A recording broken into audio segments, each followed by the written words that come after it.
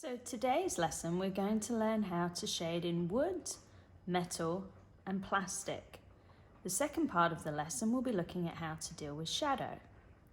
So you can see we're working with our basic shape, the cube. So I'm going to tear this sheet off and start from scratch. This sheet will be available for you to look at so that you can come back to it for a point of reference. I'll just get my notebook aligned to the camera. There we go. So what you will need for today is a pencil, and for the wood tone I would suggest 3 shades of maybe 4 shades to create a wood texture effect. So a dark brown, a mid brown, an orange and a yellow. For your plastic you can choose 1 or 2 colours. I picked blue, but you can pick red or purple, anything you like. And then for the metal, a black, or you could use a dark grey or the pencil. Okay, so let's make a start. Other equipment to have handy would be your sharpener and your eraser. So as we've been learning, it's very simple to sketch freehand cubes. So the best method to start off with would be to start with the front edge of your cube. So I'm going to make a V shape. This will be where my cube begins. Then I'm going to draw a line directly up. This looks like an arrow now pointing down. And then I need another line either side of my arrow.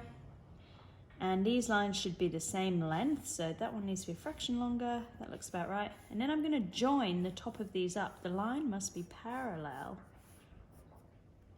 to the one on the bottom. There we go. So this is what we call a pictorial view. So it's neither 2-point perspective, nor 1, nor 3-point. So I've got 1 cube. I'm going to make my next one. So I'm going to try and draw them in a series like I showed you on the example before. So my arrow, then my 2 lines. This one's more cuboid. I didn't get the depth exactly correct. Just neaten that up a bit. Remember, I'm using my pencil about 1/3 of the way down, or up, 1/3 of the way up maybe, if you look at it that way. And I'm nice and gentle with my sketch strokes. It's a little bit hard to do this one because I've got the tripod of the camera just sitting here.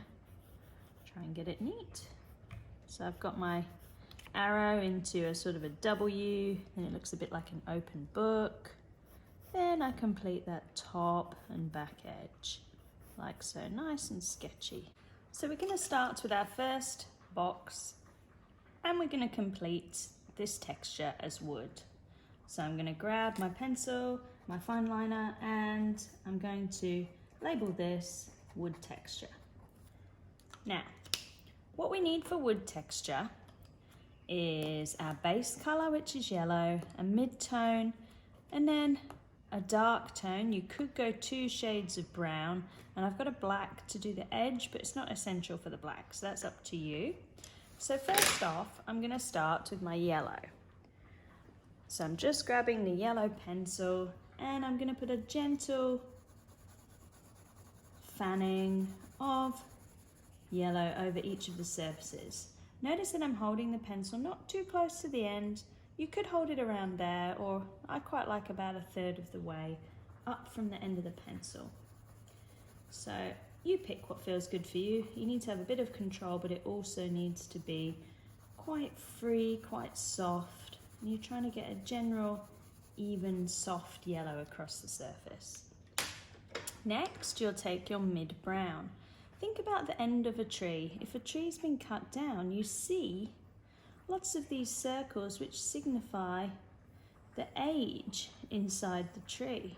So let's draw lots of concentric circles inside this end section. Then you're going to travel some of these up onto the surface, the top surface, and these will become the lines or the grain. The same on the edge. If you can follow any of the ones that just tailed off, or make some new, you might want to put a little knot in your wood as well.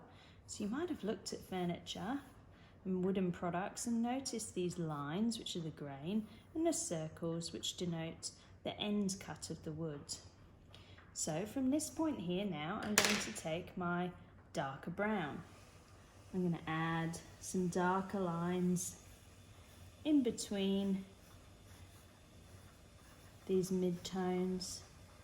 Might just neaten my edges of my cube up. You see how I'm holding this a little bit lower down now, a little bit more precise with my lines, a bit more control over the pencil. And so I go around the edge of the shape, and then I'm going back on to putting my wood grain on. But notice I'm not taking much care about where everything is. It's quite soft, quite gentle. And just following the general patterns that I'd already set out. Then going to take my mid-tone brown back and I'm going to shade over the whole thing, but nice and light, so higher up the pencil now. Just sort of blending everything in, getting colour onto every section, because I don't want it to leave it paper colour. There we go, working my way around. And the same on the end face too. Don't worry if you go out of the lines, you can always neaten it up with an eraser afterwards. So this is starting to look like wood. It looks more like a redwood. I'd like it to look like a pine, which is what most furniture looks like. Or not looks like, is made of. Most wooden products, because pine, it tends to be ethically sourced and grown specifically for furniture rather than cutting down old hardwood trees. It's a softwood that's much quicker to grow. So same process as the beginning, we're taking our pencil over everything and just adding that yellow tone onto here. You can, as an option, take your black pencil and just crisp those edges up, make it pop out of the page a bit. And nearly there. Last one. There we go. And with your eraser, you can neaten those edges up. Just crisp it up a bit. And voila, we have wood texture. So please have a go. Our next texture that we're going to have a go at is the metal texture. So this one here, this is really quick, really simple. So I'm going to suggest you get a black pencil. You could use a soft pencil, like maybe 3-4B or more. And then what you're going to do is just create a very gentle pattern onto the block that you've got here.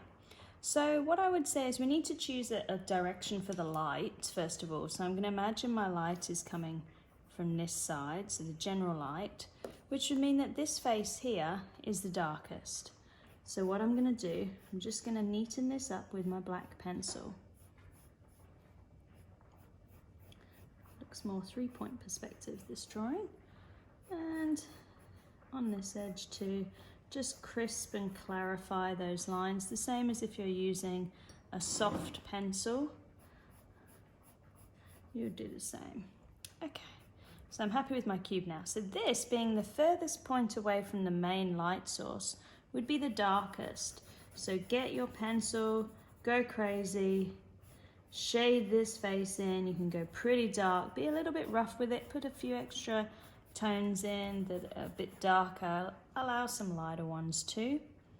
Now this one, you would have some light on this top section, like a half tone, somewhere sort of around here.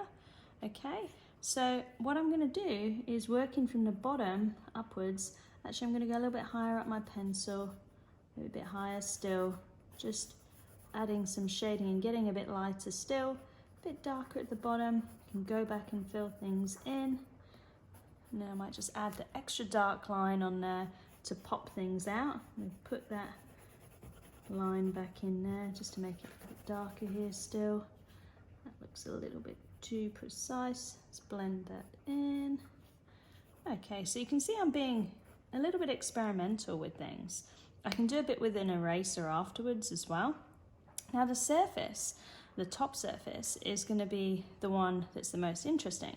So I'm imagining the metal is kind of shiny. So what I'm going to do is just pull a few little lines like that. That's all I need to do. And then that denotes that this top surface is shiny. So you can go around with your eraser, neaten your edges and so on. You could also soften some sections with the eraser if you choose. Okay, maybe this bit's a bit dark there too. And then you have a metal texture. So I'm going to write metal texture. This also looks really nice if you use the fine liner around the edge. You have to practice your steady hand just to make that pop out of the page a bit more with your outer line. Mess that little edge up there. It's the beauty of freehand sketching. You can always go back and add bits in. There you go. So that's my metal texture. Now, next video, we're going to look at plastic and shadow.